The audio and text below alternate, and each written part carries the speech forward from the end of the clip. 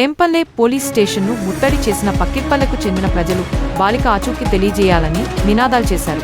పోలీసుల అదుపులో ఉన్న వ్యక్తులను మాకు అప్పచెప్పాలని పోలీసు స్టేషన్ వద్ద ధర్నాకు దిగిన ప్రజలు భారీ ఎత్తున ప్రజలు రావడంతో పోలీస్ స్టేషన్ గేటును మూసివేసిన పోలీసులు అందరికీ పేరు పేరున నమస్కారాలు. ఈరోజు మన ఎంపల్లి టౌన్లో ఒక అమ్మాయి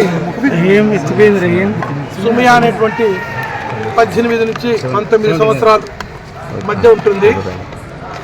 ఒక సంవత్సరం అటు ఇటున్నా కూడా ఈరోజు ఊరు అవుట్కట్స్లో ఉన్నటువంటి వేంపల్లికి సౌత్ సైడ్లో గొర్రెలు తోలుకొని పోయింటుంది. ఆ గొర్రెలు తోలుకొని పోయే టైంలో అమ్మాయి మార్నింగ్ నుంచి 1-1:30 ప్రాంతంలో కూడా వరకు క్షేమంగానే ఉంటుంది. గొర్రెలు మేపుకుంటూ ఉంటుంది. కొన్ని విషయాల దృష్ట్యా అక్కడ ఏం జరిగింది అనేటువంటిది మళ్ళీ నేను మాట్లాడతాను. ఎందుకంటే ఆమె వ్యక్తిగత విషయాలు ఇంతమందిలో మాట్లాడడం ధర్మం కాదు. అమ్మాయి కొద్దిగా ఆరోగ్యంగానే ఉంది.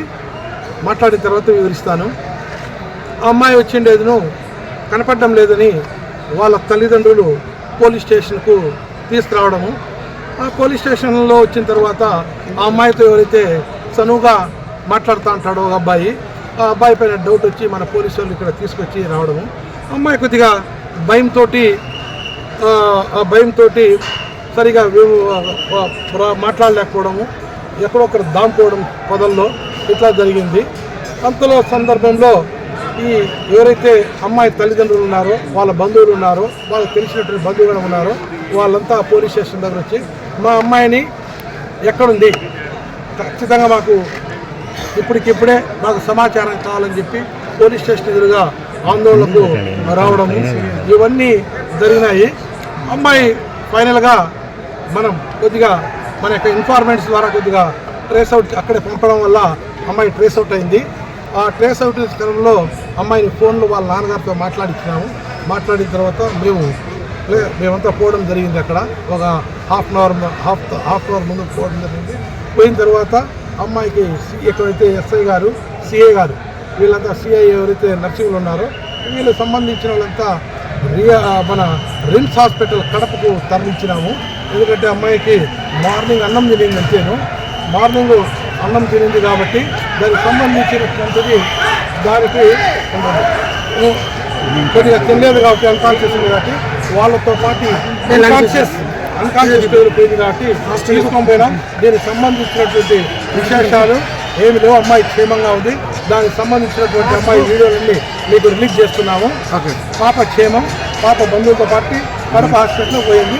ఉమెన్ కానిస్టేబుల్ 2 ఉన్నారు, హ్యాపీగా ఉన్నారు. ఇక్కడ జిల్లా ఎస్పీ గారు అశోక్ కుమార్ సార్ చాలా గట్టిగా ఉన్నారు. అదే రకంగా గట్టి డీజీపీ సార్ ఉన్నారు. గట్టి గవర్నమెంట్ కూడా ఉంది కాబట్టి ఉమ్మని పట్ల ప్రత్యేకమైన శ్రద్ధ తీసుకొని పోలీసులో మేము మా సబ్ డివిజన్ సంబంధించినటువంటి ఎస్ఐస్, పక్కా SIs, traffic హద్వలి, Tirupala Naik SI గారు, అదే రకంగా ఓసై సిఐ గారు అంతా కలిసి మనం ట్రేస్ అవుట్ చేసినాం. మీ హ్యాపీగా ఉంటే మనం చెప్తాను. మార్నింగ్ అన్నం తినింది, అన్నం లేదు కాబట్టి కొద్దిగా మాట్లాడేటువంటి స్టేజ్లో ఉంది. అంత తప్ప ఏం కాదు, ఆరోగ్యంగానే ఎలాంటివి ఏం లేదు. కానీ ఇంకోటి కానీ వాళ్ళ మేకల దొడ్లు అయితే ఎక్కడైతే ఉందో దాని పక్కనే ఇంకొక ఆయన కూడా ఉన్నాడు. వాళ్ళకి సంబంధించినంతా చూసినారు, నీళ్ళు కూడా తాపించినారు. ఉండాలి ఒక హాస్పిటల్ చేరుకొని కొద్దిగా వైద్యం అమ్మాయే మాట్లాడుతుంది.